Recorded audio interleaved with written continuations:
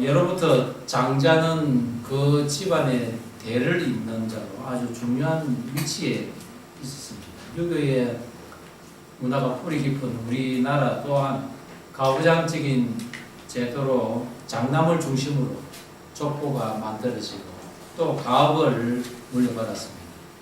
물론 오늘날에는 장남, 차남이 구별이 없고 또 남녀 평등으로 인해서 딸 자식도 재산 분배에 있어서는 균등하게 권리를 행사할 수 있는 시대가 되었습니다. 고대 근동에서는 장자에 대한 특권이 더욱 대단했습니다. 유산을 받을 때 다른 형제들보다도 배나 많이 받았습니다. 그리고 모든 가정의 대소사를 위임받고 결정하는 중요한 위치에 있었습니다. 야곱이 장자 르우벤에 대해서 너는 나의 능력이요 나의 기력의 시작이다 라고 말할 정도로 중요한 위치가 장자인데, 하나님께서는 의외로 장자가 아닌 다른 그 밑에 동생들로 인해서 하나님의 역사가 이루어지는 것을 우리는 성경을 통해서 볼 수가 있습니다. 장자 에서가 아니라 동생인 그 야곱으로부터 이스라엘의 12지파가 생겨나고, 그리고 또 이스라엘 그 민족은 그 네 번째 아들인 유다를 통해서 그 예수님의 계보가 이어집니다. 그리고 유다의 그 첫째 아들이 아닌 둘째인 베레스로부터 또 그 계보가 이어지다가 이새의 막내 아들인 다윗, 그리고 그 많은 아들들을 제치고 솔로몬이 그 계보를 이어갑니다. 그리고 마침내 예수님까지 이어지는 메시아의 계보가 생겨난 것입니다. 오늘 유다 지파에 이어서 땅을 분배받은 요셉 자손도 예외가 아닙니다. 에브라임과 므낫세 이 두 형제가 있는데, 동생인 에브라임이 형 므낫세를 제치고 장자권의 축복을 받습니다. 야곱의 12아들이 12지파를 이루는데 그 12지파 중에 세 부류의 장자가 있습니다. 첫 번째는 육적인 장자 르우벤입니다. 그는 아비의 침상을 범함으로 인해서 장자의 권한을 상실을 하고 그저 육체적으로 장자의 모습을 하고 있습니다. 두 번째가 유다로서 그는 하늘로부터 내려오신 그 메시아의 계보를 잇는데 하늘나라 통치를 위한 영적인 장자입니다. 그리고 세 번째가 요셉으로서 온 집안을 기근에서 살린 공로로 부와 권력과 통치의 그 권세를 받은 현세적인 장자입니다. 이제 하나님의 약속하신 땅을 점령한 이스라엘 백성들이 그 땅을 분배를 받는데, 먼저 가장 수가 많은 유다 지파가 땅을 분배를 받았습니다. 그리고 그 다음으로 수가 많은 요셉 지파가 땅을 분배를 받는데, 그 요셉 지파는 므낫세 지파와 에브라임 지파로 나뉘게 됩니다. 왜냐하면은 그 아버지 야곱이 하나님의 그 섭리로 말미암아서 요셉의 두 아들을 자신의 아들로 입적을 시켰기 때문입니다. 창세기 48장 5절에 야곱의 이런 고백이 나옵니다. 내가 애굽으로 와서 내게 이르기 전에 애굽에서 내게 낳은 두 아들 에브라임과 므낫세는 내 것이라 르우벤과 시므온처럼 내 것이 될 것이요 라고 합니다. 손자를 아들의 반열로 올린 것입니다. 그렇다면 총 13지파가 되는데, 그 중에 레위 지파는 하나님이 기업이고 상급이라고 해서 레위 지파는 땅 분배에서 제외가 됩니다. 이렇게 하여서 12지파에 속한 요셉의 두 아들이 땅을 분배를 받는데, 므낫세 지파 가운데 반은 안목의 그 정욕이 특별했던 모양입니다. 요단 동편 땅을 점령한 후에 그 땅에 좋아서 그곳에서 그냥 정착을 하고 넘어가지 않습니다.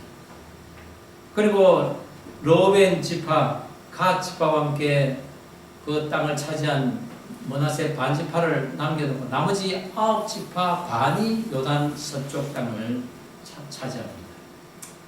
그런데 요단 서편에서 이제 에브라임 지파와 남은 므낫세 반지파가 땅을 분배를 받아서 이제 그 땅을 차지하기 시작합니다. 우리가 지도를 한번 볼까요?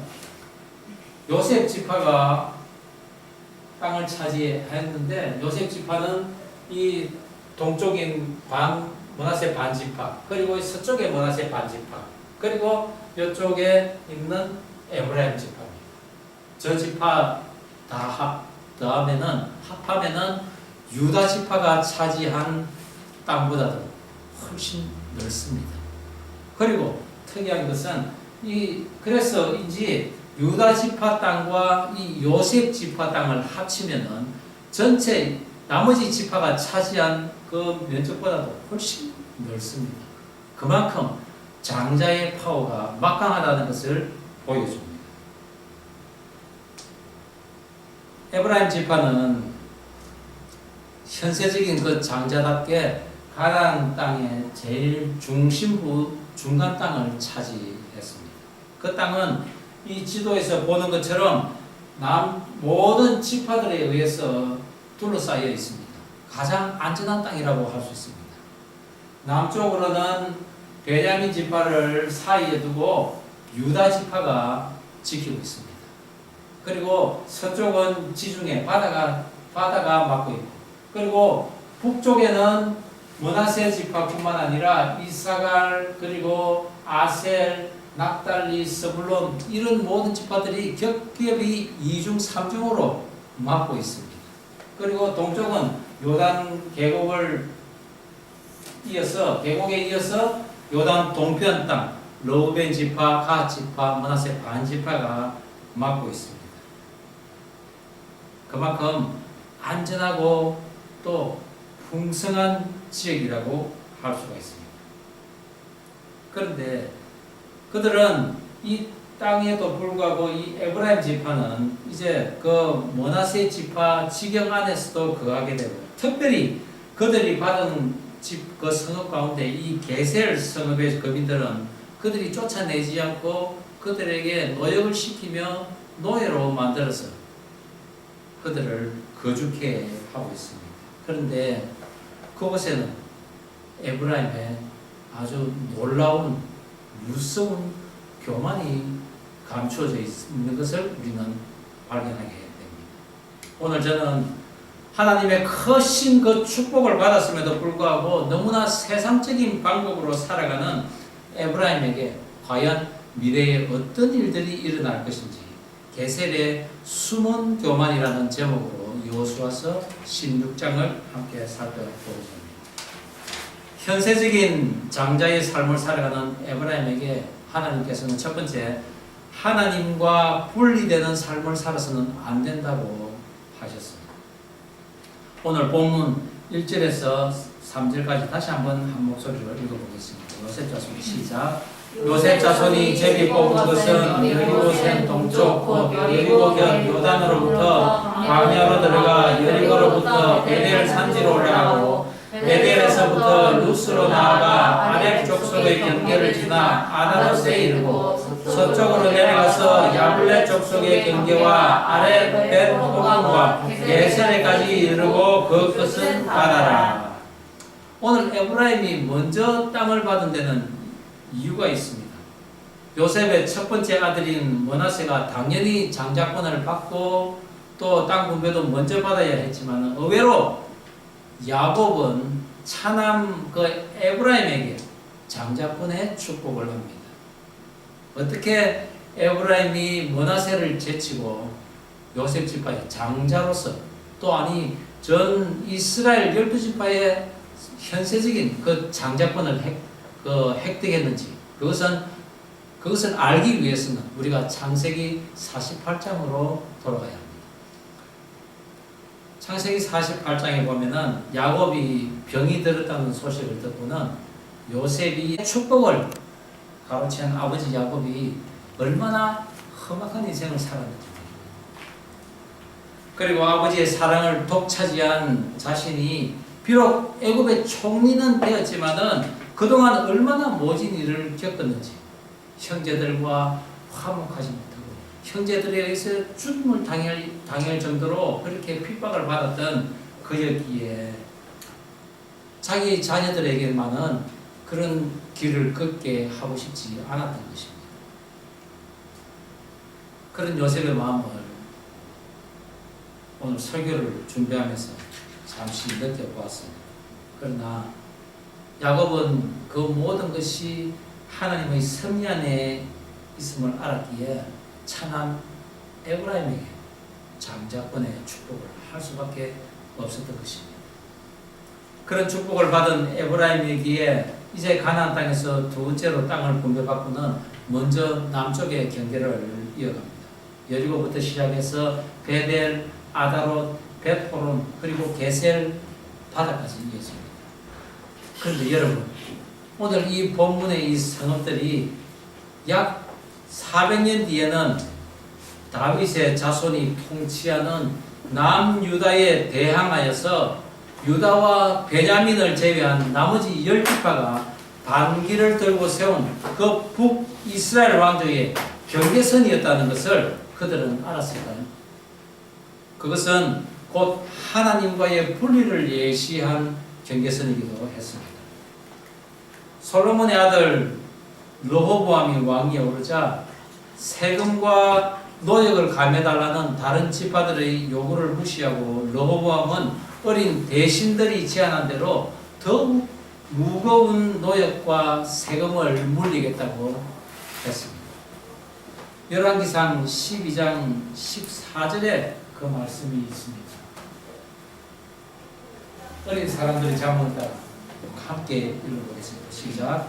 어린 사람들의 잠을 따라 그들에게 말하여 이르되 내 아버지는 너희의 멍에를 무겁게 하였으나 나는 너희의 멍에를 더욱 가볍게 할지라. 내 아버지는 채찍으로 너희를 징계하였으나 나는 정갈 채찍으로 너희를 징치하리라. 사랑과 긍휼이 없는 자는 하나님과의 분리를 원하는 자입니다. 이에 온 이스라엘은 우리가 다윗과 무슨 관계가 있느냐? 이새의 아들에게서 받을 유산이 없도다. 다윗이여, 이제 너는 너의 집이나 돌아보라고 하고는 에브라임 자손의 유력한 자인 여로보암을 왕으로 세워서 북이스라엘을 건국합니다. 그리고 남유다와 경계를 이룬 것이 바로 오늘 우리가 살펴본 성읍들입니다. 그리고 또 하나 중요한 성읍이 있습니다. 그것은 바로 베델입니다. 그 옛날 그들의 조상인 야곱이 형 에스를 피해서 쫓겨갈 때 돌베개를 베고 잤던 곳입니다. 그것을 그는 하나님의 집이라는 이 베델이라고 이름을 붙였습니다. 그 베델을 오늘 에브라임이 차지한 것입니다. 요단 동편 땅을 차지한 지파들은 짐승을 치기 위한 목초지가 탐이 나서 차지했겠지만 에브라임의 후손들은 하나님의 집인 이 베델을 차지함으로써 그들도 하나님으로부터의 장자권을 받기를 원했던 것이었습니다. 그러나 그들은 이 하나님의 집인 베델에 금송아지를 만들어서 그 금송아지에게 절을 하는 우상 숭배에 빠지고 말았습니다. 그리고는 그 금송아지를 이것이 바로 너희들을 애굽에서 인도해낸 너희의 신이라고 하며 숭배하며 예루살렘으로 가는 그 경계선을 막아버리고 베델에서 그들만의 우상의 제사를 지냈던 것입니다. 땅의 경계선과 함께 하늘의 경계선도 만들어버린 에브라임이었습니다. 우리가 하나님으로부터 상급을 정말 많이 받았는데 그것들이 나중에 하나님과 분리되게 하는, 그래야 오히려 그것이 우상이 되어서 하나님과의 그 경계에 담이 되고 있지는 않는지 우리 자신을 한번 살펴보기를 원합니다. 많은 학생들이 이곳 보스턴에 공부를 하러 오는데 예전에 그 학생들이 한국에 있을 때는 교회를 참 잘 다니고 신앙생활을 잘 했는데 이곳에 와서부터는 교회에 잘 나가지 않는 것을 보게 됩니다. 시간이 부족하다는 것이 이유였습니다. 물론 토요일까지 늦게 공부하다 보니 주일날 아침에 일어나지 못해서 교회를 못 갔다는 것인데 공부하러 왔으니 물론 공부는 해야죠. 그런데 하나님이 함께 하시지 않는 그 학문은 정말 엔진 없는 자동차와도 같은 것입니다. 그것은 번지를 하고 번쩍번쩍하고 정말 화려해 보이는 자동차인데 엔진이 없었어요. 그냥 전시해 둘 수밖에 없는 그런 자동차이라는 것입니다. 돈을 버는 거 어떻습니까? 마찬가지입니다. 돈 벌러 미국에 왔으니 당연히 돈을 많이 벌어야 됩니다. 그러나 하나님을 떠나면 그것은 바로 하나님과 나의 관계를 멀리하는, 가로막는 것이 바로 돈이 된다는 사실을 우리는 명심해야 합니다. 예전에 제가 린치버그에 있을 때 그 하나님을 찬양하시는 분들이 오셔서 찬양도 하고 간증도 하는 그런 시간을 가졌습니다. 그때 한 분의 간증이 지금도 생각이 납니다. 그분이 미국에 처음 와서 돈을 버는데 도무지 돈이 모이지 않더라는 것입니다. 그래서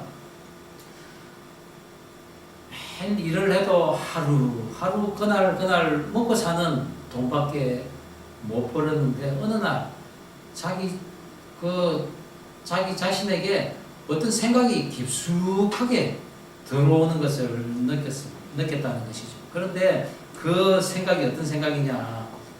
돈이 필요하면 투잡을 하면 되지. 그런데 교회는 빠져야 돼. 그런 목소리가 들린다는 것이죠. 그리고는 그는 24시간 그 편의점 알바를 했습니다. 주일 근무와 또 야간 근무도 가리지 않고 일을 하다 보니 점점 일하는 시간이 늘어나고 그러다 보니 돈은 또 모이더라는 것입니다. 그래서 재미가 나서 계속 열심히 일을 하는 어느 주일 저녁 밤이라고 했습니다. 밤에 그 편의점에 무장강도가 들어왔다는 것이죠. 그리고는 그날 벌은 돈 다 뺏기고 그 강도가 그 총구를 자기 입에 들이대는 바람에 그만 자기도 모르게 오줌까지 쌌다는 것입니다. 그 일이 있고 나서 그는 회개를 하는데 내가 돈을 쫓다가 주일 예배 다 빠지면서 이런 꼴을 당했지 라고 하면서 다시는 그 이후로 주일 예배를 빠지지 않았다고 간증을 했습니다. 학생이나 직장이나 세 가지 모습의 삶이 있다고 가정했을 때 가장 좋지 못한 모습은 공부해야 하는데 공부는 안 하고 교회만 다니는 것입니다. 그 다음이 공부는 잘하는데 교회는 안 다니는 것입니다. 그리고 가장 좋은 것은 공부도 잘하고 교회도 잘 다니는 것입니다. 돈은 또 어떻겠습니까? 건강한 사회인이라면 당연히 돈을 벌여야 됩니다. 그런데 가장 그 좋지 못한 모습은 돈은 안 벌고 교회만 다니는 사람들입니다. 그 다음이 돈은 잘 버는데 교회는 안 가는 사람입니다. 가장 좋은 모습은 무엇이겠습니까? 돈도 잘 벌고 교회도 잘 다니는 것입니다. 그러나 여기서 우리는 조심해야 합니다. 자칫 바리새인과 서기관 같은 그런 모습을 보여주기 위한 그런 교회 생활이 되어서는 안 된다는 것입니다. 반드시 기도와 말씀과 섬김이 있는 신실함이 있는 신앙생활이 되어야 한다는 것이죠. 그래서 시편 기자는 이렇게 고백합니다. 시편 37편 4절 우리가 한 목소리를 읽어볼까요? 또 여호와를 시작. 또 여호와를 기뻐하라. 저가 내 마음의 소원을 이루어 주시리로다. 여호와 하나님을 기뻐하고 의지하면은 그분이 우리의 소원을 이루어 주실 줄 믿으시기 바랍니다. 우리 옆 사람에게 이렇게 덕담하면 좋겠습니다. 하나님을 기뻐하십시다 라고 하면 좋겠습니다. 하나님을 기뻐하십시다. 하나님을 예. 또 하겠습니다. 그분이 우리의 소원을 들어주실 것입니다. 그분이 우리의 소원을 들어주실 것입니다. 맞습니다. 하나님을 기뻐하시면 그분이 우리의 소원을 들어주실 것입니다. 아멘. 예. 현세적인 그 장자의 삶을 살면서 하나님과의 그 관계를 맺고 있는 경계선을 만들어서 하나님과 분리되는 삶을 살기보다는 그 하나님을 기뻐하면은 그 하나님께서는 악으로 인해 만들어진 그 담을 허물어 주실 것입니다. 그래야 할 때 우리는 그 하나님을 기뻐하고 그 하나님께 더욱더 가까이 다가가는 삶을 살아갈 것입니다. 그런 삶을 살아가는 저와 여러분 다 되기를 주의 이름으로 축원합니다. 현세적인 장자의 삶을 살아가는 에브라임에게 하나님께서는 두 번째, 세상적인 이론으로 취한 이득은 품 안에 가시임을 알게 해주십니다.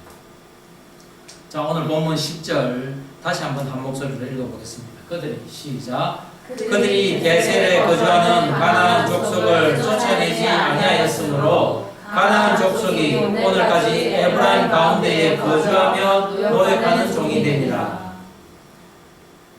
에브라임 지파가 현세적 장자권을 가지고 분배받은 땅 가운데 게셀에 거주하는 가나안 족속을 쫓아내지 않고 노역을 시키며 종으로 삼고 있다고 하며 심정이 끝납니다. 게셀은 이스라엘이 남부 연합군을 격파할 때 그때 라기스를 도우러 군사들을 보냈던 성읍입니다. 그때 여호수아는 그 게셀 왕 호람과 그 군사들을 진멸시켰다고 성경은 이야기하고 있는데, 그렇다면 지금 이 게셀에 남아있는 사람들은 어린아이, 노약자, 부녀자, 그리고 민간인들, 그리고 성을 지키는 일부 군인들이 조금 있었을 것입니다. 그들을 종으로 삼았다는 것이죠.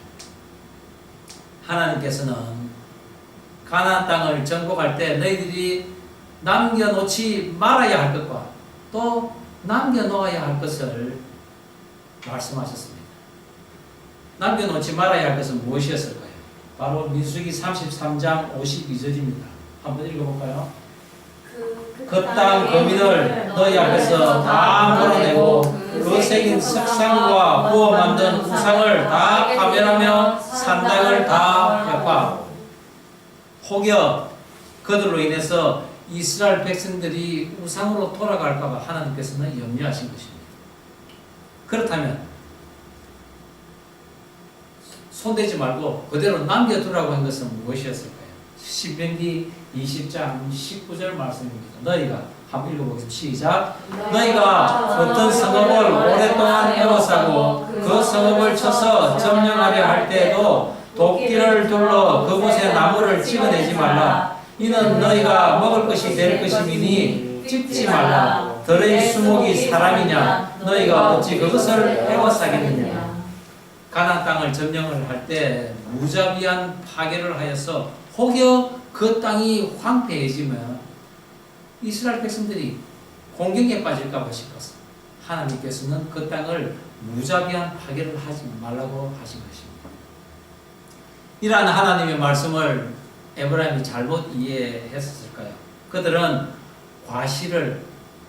사람을 과실나무로 이해를 했는 모양입니다. 게셀 거민들을 종으로 부리는 그런 열매를 따먹고 있었던 것입니다. 그것은 내가 명색이 장자 지파인데 당연히 이들을 종으로 부릴 권한이 있지 라는 그런 특권의식 내지는 아니야.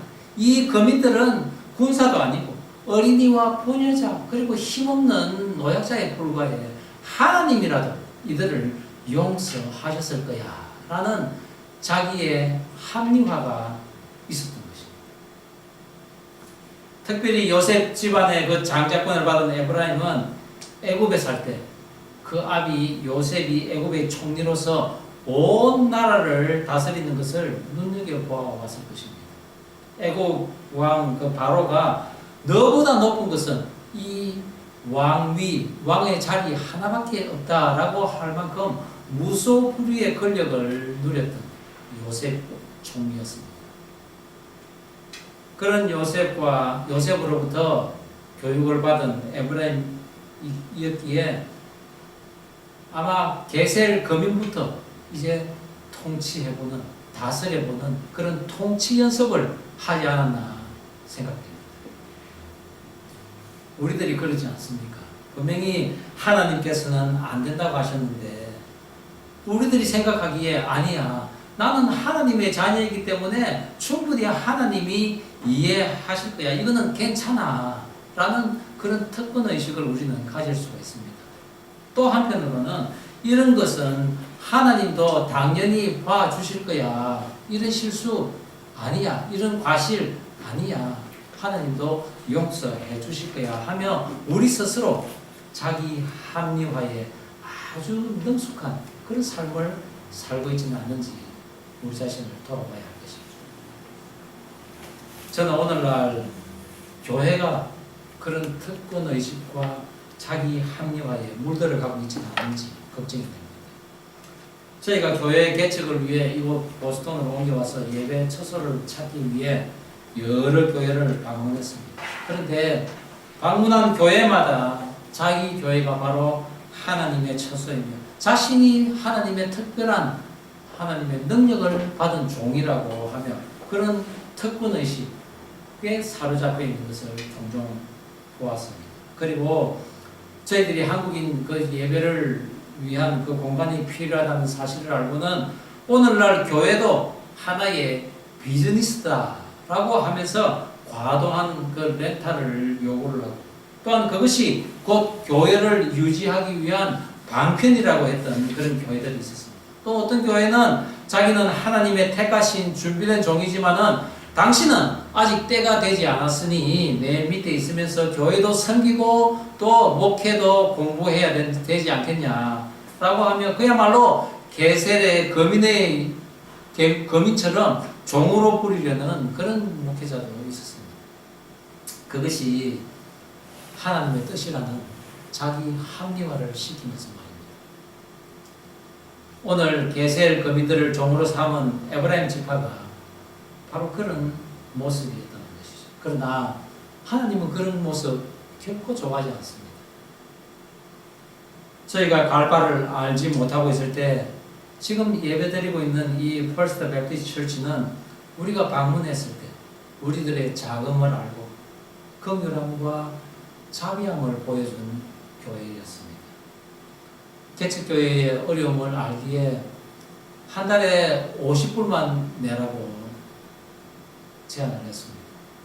그리고 가끔 우리가 또 실수를 할 때도 너그럽게 이해를 해주었습니다. 지난주에 우리가 허둥지둥 교회를 빠져나갈 때 저희들이 이 불을 로비에 있는 불을 끄지도 않고 그 현관문도 잠그지 않고 그냥 집에 가버렸습니다. 저는 당연히 우리 다음에 있을 네팔 교회들이 예배를 드리기에 네팔 교회 사람들이 안에 있는 줄 저는 생각을 하고 아무 의심도 없이 그냥 집으로 갔습니다. 그런데 화요일날 이 목사님이 교회 문을 열려고 와서 보니 교회 그 문이 안 잠겨 있더라는 것입니다. 그리고 들어와서 보니 그 로비에 불이 대낮같이 밝혀져 있더라는 것이죠. 깜짝 놀라서 메일이 저희한테 왔는데 우리도 잘못 알았다고 제가 메일을 이렇게 보냈더만은 그럴 수 있겠다. 네팔 교회가 매일같이 온 너희들 다음에 있으니까는 그 사람들이 올 줄 알고 그렇게 했구나라고 너그러이 또 이해를 해 주셨습니다. 그렇지만은 만일의 경우를 생각해서라도 다음에는 꼭 문을 잠그고 불을 끄고 가라고 그렇게 하셨습니다. 저희와 같은 작은 교회 또 저와 같은 어린 목사도 하나님의 일을 하는 자로 인정해 주시고 이 작은 교회지만은 여기에서도 하나님의 말씀을 선포하는 교회라고 기뻐 받아주시는 그런 모습이 있다는 것이죠. 하나님께서는 게셀 주민을 종으로 삼고 있는 에브라임 지파들에게 어떤 말씀도 안 하시고 16장을 끝내셨습니다. 그렇지만 그 마지막 그 말씀 중에는 하나님의 어떤 마음이 담겨져 있는 것을 느낄 수가 있습니다. 왜 16장 마지막 절에 그것을 두었을까요? 그것은 바로 그 전장인 15장의 한 말씀과 대비해보라는 그런 하나님의 의도가 있었던 것입니다. 다음 장, 그 전장 15장 14절 말씀이 있습니까? 없습니까? 14절 말씀이네요. 한번 읽어보겠습니다. 시작. 갈렙이 거기서 아낙의 소생 그 세 아들 곧 세세와 아이만과 달메를 쫓아내었고 거기서 올라가서 더빌 주민을 쳤는데 더빌의 본 이름은 기럇세벨이라. 영적인 장자 유다 지파 가운데 갈렙은 아직도 남아있는 그 거인족 모두가 공격하기를 꺼려하는 그 거인족들을 끝까지 직면하는 모습을 보입니다. 더군다나 그는 이제 자신이 늙었지만은 자신이 아니라 이제 그 후손들에게도 그러한 사명을 고스란히 안겨주는 모습이었던 것입니다. 그것은 곧 정의와 공의가 있는 하늘나라 통치를 위한 점령이었습니다. 그런데 그와 대비되게 현세적인 장자권을 지닌 이 에브라임 지파는 당대에는 물론이요 그 후손들에게까지 게셀 주민을 쫓아내지 않고 종으로 부리고 있었습니다. 한쪽은 좋은 전통, 한쪽은 나쁜 전통을 후손들에게 물려주었던 것입니다. 게셀의 의미는 몫이라는 의미입니다. 에브라임은 현세적인 그 장자지파로서 게셀이 자기가 마땅히 받을 몫이라고 생각하며 내가 알아서 결정하면 되지라고 하나님께 묻지도 않고 그들을 종으로 부렸다는 것이죠. 그럼으로써 그들은 나중에 다윗이 그 게셀 땅을 점령할 때까지 400년 동안이나 게셀 주민을 쫓아내지 않고 있었습니다. 그 결과는 무엇이었겠습니까? 바로 그들이 숨기는 우상신에게 빠져버린 것입니다. 사실 요셉 지파가 받은 축복은 어마어마한 축복이었습니다. 그러나 2배로 번성할 것이라는 그 이름으로도 받은 그 에브라임은 오늘 너무나 작은 자기의 그 몫인 게셀을 현세적인 장자권을 가졌다고 하여 당연히 가질 수 있다는 그런 특권의식과 이 정도는 하나님도 이해하실 거라는 자기 합리화로 포장하여 하나님의 뜻을 무시하는, 즉 그리하여 자기 뜻대로 행하는 영적 교만함을 보이고 있는 것입니다. 진멸해야 할 악을 오히려 종으로 부리며 세상의 왕노릇하던 그 에브라임 지파에게 하나님께서 보이신 것은 바로 종의 모습으로 이 땅에 오셔서 섬기는 것도 모자라서 우리를 위해 십자가까지 지신 그런 예수님의 십자가의 모습이었습니다. 빌립보서 2장 6절부터 8절까지 그 예수님에 대한 말씀이 자세히 나와 있습니다. 아주 중요한 말씀입니다. 아주 신학적으로도 의미가 깊은 그런 말씀이니까는 주의 깊게 한번 같이 읽어보겠습니다. 시작. 그는 근본 하나님의 본체시나 하나님과 동등됨을 취할 것으로 여기지 아니하시고 오히려 자기를 비워 종의 형체를 가져 사람들과 같이 되었고 사람의 모양으로 나타나셨음에 자기를 낮추시고 죽기까지 복종하셨으니 곧 십자가에 죽으심이라. 아멘. 저와 여러분, 내 몫을 챙긴다는 것은 나쁜 일은 아니지만 하나님께서 싫어하시는 것을 이것은 내 몫이라고 우기며 악착같이 붙들고 있는 것은 바로 하나님 앞에서는 교만이라는 것을 명심하시고, 혹이라도 게셀에 숨은 그 교만이 나의 교만은 아니었는지 살펴보면서, 만일 그런 교만이 나에게 있다면 그것을 예수님께, 성령께 간절히 기도하며 없이 해달라고 기도하면서 마침내 하나님으로부터 축복을 받는 그런 장자의 모습으로 살아가기를 주의 이름으로 축원합니다. 기도하시겠습니다. 우리 시간 기도할 때 그렇습니다. 하나님, 우리가 정말 현세적인 그런 장자의 삶을 살아가는 에브라임의 모습이었습니다. 많은 상급을 하나님으로부터 받았는데 오히려 그것이 나의 우상이 되어서 우상의 전으로 만들고 있던 나의 삶이었습니다. 이제 이 시간부터 그런 모든 우상들 다 내 속에서 제하게 하여 주옵소서. 그런 환경들 다 제하게 하여 주옵소서. 그리하여 오직 하나님을 가까이 하고 그 하나님께 나아가는 모습이 되게 하여 주옵소서. 무엇보다도 내 안에 사랑과 긍휼이 있게 하여 주옵소서.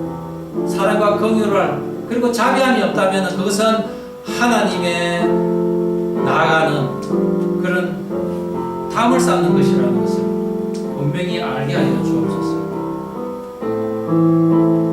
세상적인 이론으로 취한 이득, 그것은 바로 나의 품 안에 있는 가시라는 것을 알게 하시고, 당연히 이것은 내가 차지해야겠다는 그런 특권의식이 내게 있다면 그런 거 다 물리치게 하시고, 또한 이 정도는 하나님도 이해하실 것이라는 그런 자기 합리화가 내게 있다면 그러한 것들 씻어주게 하여 주옵소서. 그것이 곧 하나님을 기쁘시게 하고 하나님을 가까이 하는 삶인 것을 알게 하여 주시옵소서. 하나님 아버지, 그렇습니다. 지금까지 저희들이 현세적인 그런 장자의 모습으로 살아갔습니다. 하나님의 주신 그런 많은 상급들이 있었는데 그것을 오히려 우상의 전으로 만들고 그것을 섬기며 살고 있지는 않았는지 이 시간 나를 돌아보기를 원합니다. 그런 것들이 있다면 이 시간 성령의 불로서 다 태워버려 주옵소서. 그리하여 내 속에 사랑과 긍휼이 있게 하시고 자비함이 있게 하셔서 그것으로 인하여 더욱더 하나님과 가까이 나아가는 그런 제 모습 되게 하여 주옵소서. 나에게 당연히 차지해야 된다는 그런 특권의식이 있습니까? 아니, 하나님이 이 정도는 괜찮으실 거라고 그런 자기 합리화가 있습니까? 다 물리치게 하시고 오직 예수 그리스도의 보혈의 피로 말미암아 그런 것들 다 없이 하게 하시고 하나님 앞으로 나아갈 수 있는 그런 제 모습 되게 하여 주옵소서. 감사드리오며 예수님 이름으로 기도드립니다.